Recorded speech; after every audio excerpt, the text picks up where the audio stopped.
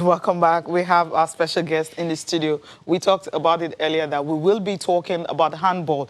There's so many leagues in Nigeria, of course, across board, from basketball to football to handball, badminton and all that. They play some regional tournaments and everything. But then handball has become a mainstay in the sense that they've been able to sustain their league. And one of the leagues that actually have a title sponsor in Nigerian sport. We have the president right here in the studio, Samuel Ocheo. Good morning. It's good to have you here. Good morning. It's great to have you, Samuel. Thank you very much. First of all, how you doing? I'm great. Well, I'm COVIDly staying safe. Yeah. Okay, I think I like that. That's a new one, right? That's a new one. Good to hear that. Yeah. Now, I mentioned earlier, you know, everyone started the year with so much plans. I mean, handball, it's one of the league that had, you know, you had like all your programs, you know, under wraps, thinking 2020 it's going to be, you know, the best year ever. I mean, we had almost all the presidents earlier this year were talking about how they intend to roll out and everything. Some were even talking about Olympics, you know, booking the last tickets for Olympics and having a team at the Olympics and all that. But then COVID happened, and what happened, all the sporting events disrupted. For you, handball, you know, there's a league, you have the phase 1 and the phase 2, and right now it's something that we don't even know what's going to happen this year. So how are you going to go about this post-COVID? Well, post-COVID, I agree with you. But I think we are one of the few federations that were lucky to have done something this year. Okay. In February, we were able to do the under-12, under-15 National Handball Championship in Sokoto. It was a mega championship. I was shocked at the way everything went. The governor brought the whole state paraphernalia to bear on the championship. Maybe he suspected there was COVID. That was going to be one of the last competition before the ban. But yes, the truth is a lot of our plans from the start of the year has been put on a halt for good reasons. By now, we should have finished with the first phase of the league in Abuja. Yeah. We should have gone to Cote d'Ivoire to play the IHF Challenge Trophy for under 19, under 21. And then come next month, we should be thinking of the International Championship, which is fortunately in my name. I've been doing that since 2012 before I became president, and the federation decided to adopt it. That should have been in June. All those, for now, clearly cannot hold. So, I mean, it's so difficult to plan right now because we are in so much uncertain period. Right. We don't know when the ministry is going to allow sporting activities to start taking place. I mean, globally, people are still looking at dates and all. So it's very difficult to plan, but we have our rule of programs. And as soon as we have a clear view of when sporting activities in Nigeria can resume, then we'll come out with our revised program for the year. You don't have a revised program yet? You're still working on it? I have it. I have the events. Yeah. The league. The question is, what time in the year are we going to be allowed to play? If it's towards the end of the year, can we still do 2 phases? Or are we going to combine the 2 phases into one? So those are the kind of questions that we cannot answer at this point. So in terms of the program itself, there's the under-18 championship is already there. There's the National Division 1. But at what month are we going to say is where the uncertainty lies? Interesting. Yeah. Let's talk about, of course, still the impact of COVID on the league. Your players are full professionals? Well, we call it a professional league, but if I look at it in terms of what professionalism is, I would say we're still amateurs. Oh, okay. So you're hoping, you know, to get to the next level of you know, professionalism. Because the reason I asked is some of those players you know, depend on whatever you know, money that they can make from the league. You have a title sponsors, and there's a bit of money in the league. And but since the disruption, there's no league. How are you doing anything to help cushion the effect of, you know, this pandemic on the players who would have normally made a few, you know, a little bit of money from playing? I agree with you. It's affecting our players. It's affecting every sphere of employment in Nigeria. I think some of us in 9-to-5 employment are the few ones who are lucky that we see earning salaries. think of people in the hospitality and everywhere. But let me take it back to our players. Our players also, I think there are two folds. Some of them are uniform men, so still getting paid. Still being paid. Okay. But a lot of them are not being paid at this time because nothing is happening. And luckily for us, I think Prudent Energy, who is our title sponsor for our league, did something that every good company at this point in time should be doing. Okay. What they did was to give us the sum of 5.5 million naira, which we divided across the 22 teams in the Premier League. That went to the teams 250,000 per team. At least, so if I look at the number of teams, the number of players they register, at least everybody will get a minimum of 10,000 naira. In a period like this, I think it's very, very handy. When they gave us the 5.5, the referees, they stylishly complained, what of the referees? Exactly. The other board members, am I not talking of the board? Are we not part of Prudent Energy? I went back to Prudent Energy to ask for additional 500,000, which they agreed. So it became a total of 6 million. So we did that for the players. I think on record today, we are the only sporting federation that have gotten such palliatives to our players. Sponsors, okay. Apart from what the ministry did to some of these players. Okay, that's a good one because, I mean, we're going to come to that because we know how difficult it can be this period with the players and all. And as you mentioned, you have a title sponsor. Are they not demanding anything from you? You know, sometimes you sign a kind of a deal with them. You're going to provide content and everything and all that. And right now, it's not happening. So they are okay with, you know, you're going to have issues, contracts our sponsors are not there for the short run. Okay. We signed a 5-year contract with them. And at the beginning of this year, nobody thought that there was going to be COVID. So they understand the peculiarities of COVID. But in our own way, we're still trying to provide content for them. We're still trying to make things, get the benefit of it. I think every good company strive for the long run. They are not distracted by the short term. And the short term is what you call a force majeure. What is happening right now is a force majeure, which is implied in every contract. All right, very, very interesting indeed. Let's talking about content, since you mentioned that already. I know you guys have been streaming a few games, last year and all of that. But going into next season, which is anytime this year, are there plans to actually take it from streaming to the traditional media, that is, TV broadcasts? Well, I would not say it's a project for 2021 yet, but it's a long-term project that we're not going to burden our sponsor immediately with everything. So it's a gradual approach. Right now, we're doing a lot of stuff, streaming online, either on our YouTube channel. We're trying to even take it on our website. So for now, those are the kind of contents we're giving to them. If you Google the company's name today, you see a lot of stuff about handball. So, they become synonymous with handball in this country, apart from their usual business as usual type of business. All right. Carry on. No, interesting because if you check the way it works in Nigeria, it's always difficult for most leagues complain that, look, we can't really get people to support us, but you guys have the support. How were you able to attract them and also sustain them in long term?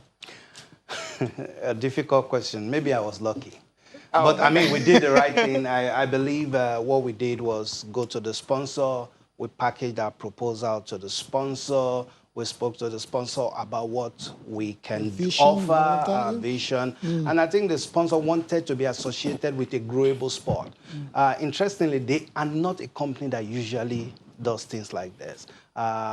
They've had proposals from different companies, but they never, from different sports, which they never took up. But they saw that handball was down. So for them, it was a good thing to be associated with a sport that is down to see how they can revive the sport out of coma and bring them to life. And you can see handball is becoming a household name in Nigeria again. So I think they are achieving what they started out to achieve. A lot of people want to put their brand to known names, but they did the reverse. deciding to put their name on a brand that is growing. They want to see how they can make that sport grow. And I think tomorrow, if we become a known name, we all know who the credit should be going to. Yeah, right. All right, fantastic. Let's talk about the national teams. I mean, of course, you had plans for the national teams as well, 2020, and everything has been affected by the virus.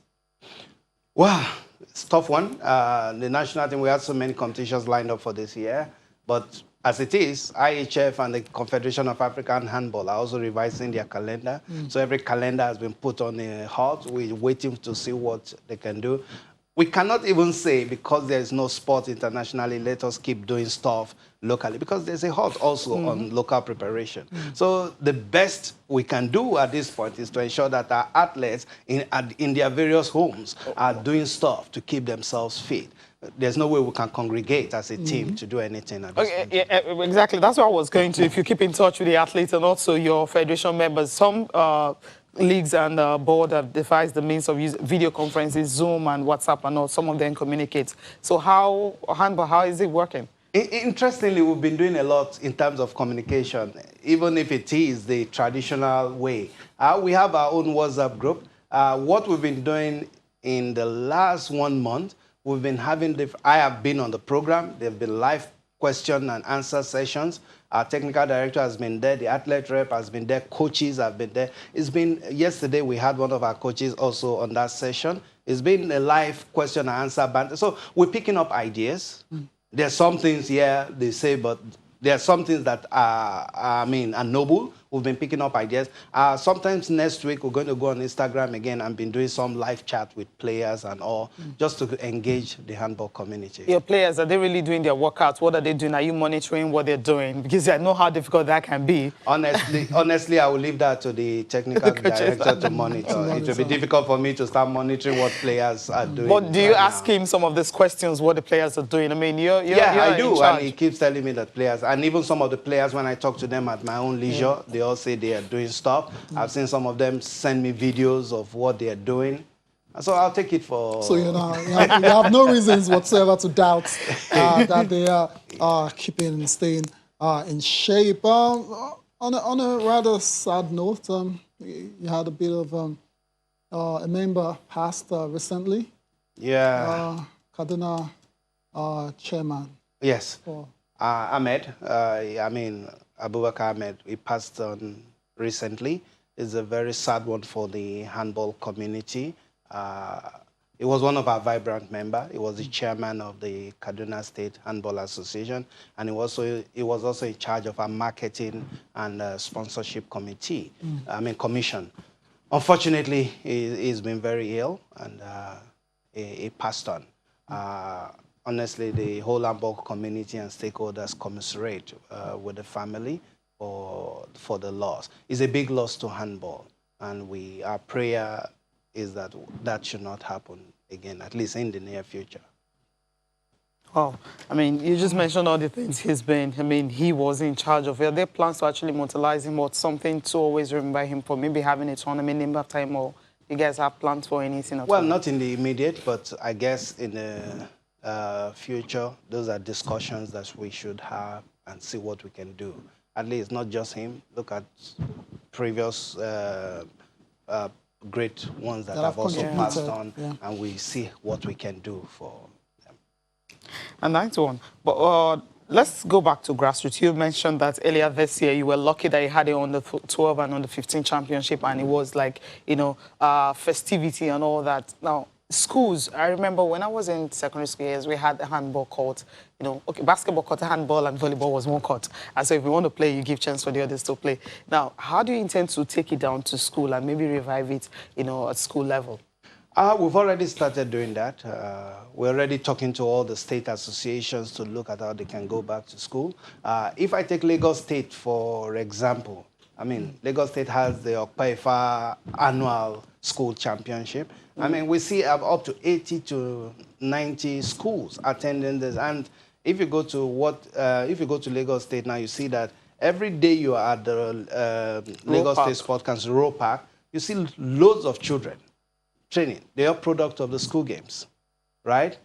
It's also happening in other areas. I see in Nigeria, you see academies coming up. Before now, we didn't have much academies in handball. But today, at the under 12, under 15 champions, there were 26 teams. Right. 11 of them were academies. So one thing the board did was to ensure that academies can participate. Before now, the academy, even if you had an academy, if there's a championship, you take all your players to the state, and then the state presents. Yeah. But today, the academies are in competition with the state. So while the state is producing its own team, an academy, somebody in a local government somewhere is working and it's also producing team. And I think that will help us to really get to the interland or the grassroots to be able to discover players. Because the coaches now know that if they go and work, they can actually present the work and showcase their output for everybody to see. So are you encouraging the teams that you have right now in the handball league to have, perhaps on the 12, on the 13 teams? Honestly, the journey of 1,000 miles starts with this, right? Okay. It is a desirable goal, Yeah. but can they do it now based on their financial position? I don't think they can. But that's it's something something that we'll look forward get to. eventually. It's part of your, what you have, part of the law, or It's something. part of our strategic goals. Yeah. Okay. It's not institutionalized yet. Not yet. They're not mandated to actually do that, but much later you're going to have Much later. See, we need to be able to do things that are sustainable.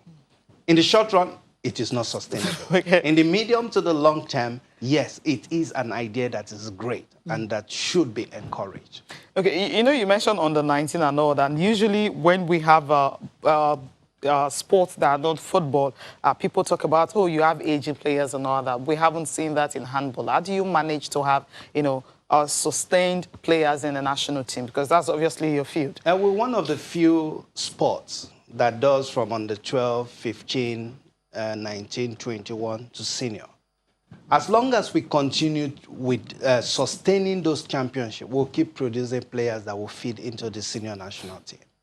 But if the few times we started having aging players were the times we did not have the under 12, under 15, under 18 champion. But we are back. And that has been consistent over the last 2 years. So the more consistency we have in organizing this age grade championship, the national team will not be starved of players. So what you're going to say, there's a monitoring. You monitor these players and you know which one to pick for the national team and all that. Trust me, you have that set up. there are a team of people that do that whenever we have this championship. Your technical directors, all of them are all interesting because, I was looking at the fact that, some federations will come up and say, we have this tournament we are having, but we'll be looking for some of those players at the national team. Maybe you can give them like 4 or 5 years from now. You don't see them, and before you know it, everything is all gone. Okay, three years ago, Okay. we had a player who was at the youth games.